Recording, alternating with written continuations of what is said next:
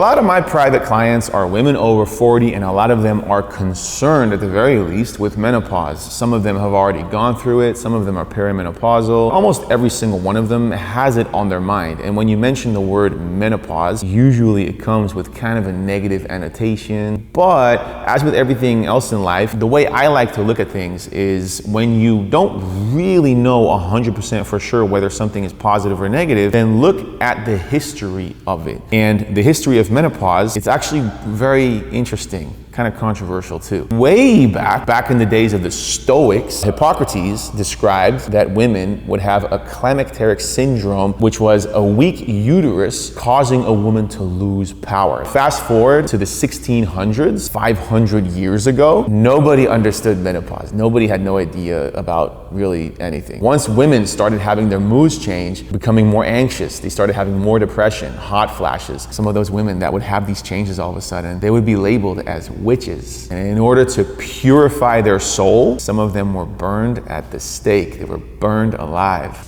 A little harsh, you know? In the 1700s, the physicians said that women develop hysteric fits, and it was believed that menstruation eliminates poison. So if you stopped menstruation, you were becoming more toxic, inducing symptoms of heat, sweating, and all that stuff. Then in the 1800s, we realized that there was a pause in the menstrual cycle, and this is where the term menopause was born. And in this age, many women had forced hysterectomies, or they were put into insane asylums. And whenever I hear the word insane asylums, I just think about that movie, The Changeling, with Angelina Jolie, and they try to fry their brain. Anyway, it's not good. All the way up until 50 years ago, we learned that estrogen goes down at a certain age for women. That's when we developed hormone replacement therapy and other methods. But the problem is that all of these findings, they kind of seeped into popular Western media. Most people think menopause is something bad. Some women see their period as a curse and menopause as a change. But really though, if you're going through menopause, you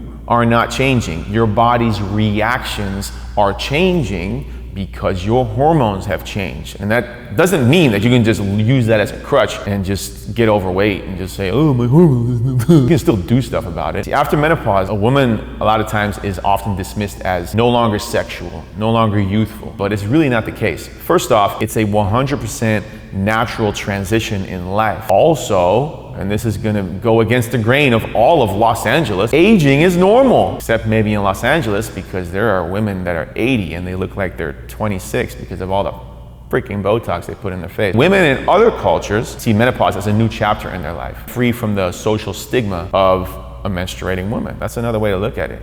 So I just hope that this video kind of calms your nerves a little bit. It's not you that's changing, it's just your hormones. And did you know that there are ways to offset your declining hormones to still get in the best shape of your life, regardless of your age? And I want to prove it to you. I have a Driven Women Challenge that is specifically designed for women over 40. The link will probably be above or below this video. You're going to get instant access to not only a workout routine that you can follow right away, a bunch of recipes that use a bunch of really good nutrient-dense ingredients. There's also a guide on all the habits that my clients use in order to not just lose the weight, but keep it off forever because they make it a lifestyle. So if you want it, click the link above or below this video, or not. But I just hope that this kind of calms your nerves a little bit.